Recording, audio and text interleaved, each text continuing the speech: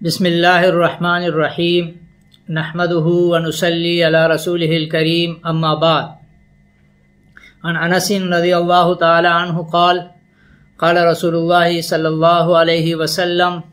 سووا صفوفکم فإن تسویۃ الصف من تمام الصلاۃ۔ حضرت انس رضی اللہ تعالی عنہ کا بیان ہے کہ جناب رسول اللہ صلی اللہ علیہ وسلم نے ارشاد فرمایا، تم لوگ اپنی صفیں برابر رکھا کرو کیونکہ صف بندی سے نماز کی تکمیل ہوتی ہے۔ سامعین محترم، نماز با جماعت مسلمانوں کی اجتماعیت اور نظم و نسق کا ایک خوبصورت مظہر ہوتی ہے۔ تمام نمازی ایک خاص ترتیب کے مطابق صفیں سیدھی باندھ کر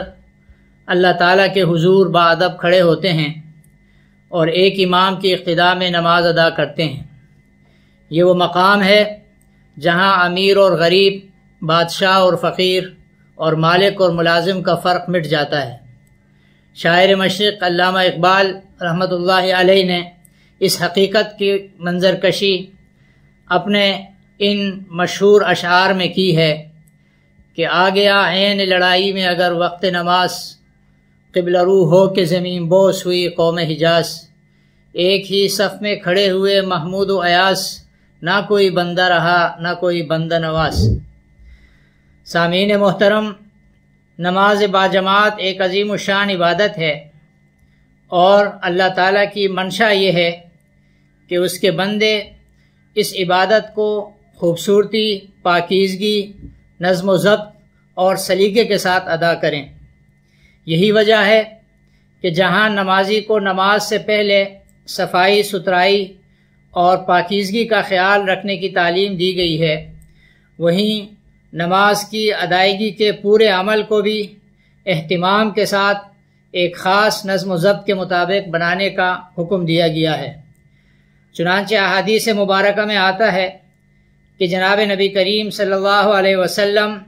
جب نماز کی امامت کے لیے مصلی پر جلوہ افروز ہوتے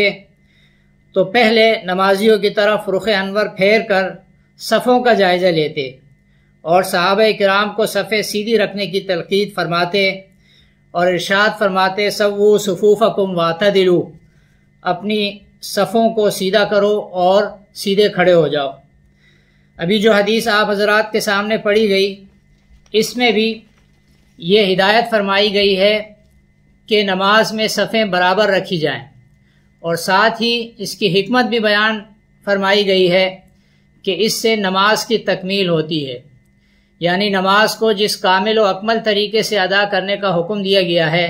صف بندی کا خیال رکھنا اس کا ایک لازمی حصہ ہے۔ ایک دوسری حدیث میں حضرت ابو سعید خدری رضی اللہ عنہ سے روایت ہے کہ جناب نبی کریم صلی اللہ علیہ وسلم نے ارشاد فرمایا، ان اللہ وملائکتہ یصلون علی الذین یصلون الصفوف، کہ اللہ تعالیٰ اور اس کے فرشتے ان لوگوں پہ رحمت بھیجتے ہیں جو اپنی صفوں کو جوڑ کر رکھتے ہیں۔ سامعین محترم، ایک اور حدیث میں بیان فرمایا گیا ہے کہ نماز میں اپنی صفوں کو جوڑ کر رکھو گے تو اللہ تعالیٰ تمہارے دلوں کو جوڑ کر رکھیں گے۔ نماز مسلمانوں کا ایک اجتماعی عمل ہے اور اس اجتماعی عمل میں نظم و ضبط اور ڈسپلن کو برقرار رکھنے کی تعلیم دینے سے یہ سبق ملتا ہے کہ ہمیں اپنی اجتماعی زندگی کے دیگر اعمال میں بھی اسی طرح نظم و ضبط، حسن ترتیب اور اجتماعیت کا خیال رکھنا چاہیے۔ ہمیں پبلک مقامات پر قطار بنانے اور اپنی باری کا انتظار کرنے کی عادت اپنانی چاہیے،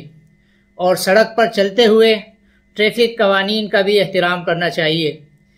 کہ اس سے ہر اجتماعی عمل میں حسن پیدا ہوتا ہے اور یہ ایک مہذب قوم کی نشانی ہوتی ہے۔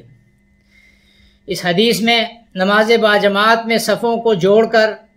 جوڑنے کی اہمیت بیان فرمائی گئی ہے، اور بعض دیگر احادیث میں صفوں کو جوڑنے کی فضیلت بھی بیان ہوئی ہے۔ علماء فرماتے ہیں کہ صف بندی کی یہ فضیلت اور اہمیت صرف نماز کے ساتھ مخصوص نہیں ہے، بلکہ ہر وہ عمل جو مسلمانوں کی صفوں میں اتحاد، یکجہتی اور اتفاق پیدا کرنے کا باعث ہو، دین میں مطلوب اور پسندیدہ ہے۔ اور ہر وہ کام جس سے مسلمانوں کی صفوں میں انتشار، نا اتفاقی اور پھوٹ پڑنے کا اندیشہ ہو وہ شرعاً ناپسندیدہ ہے۔ اللہ تعالی ہمیں اپنی صفوں میں اتحاد اور اتفاق پیدا کرنے کی اور ایک مہذب قوم بننے کی توفیق عطا فرمائے۔ وما علینا الا البلاغ۔ This program is the sole property of Pakistan Broadcasting Corporation, Islamabad. Piracy in this regard is illegal.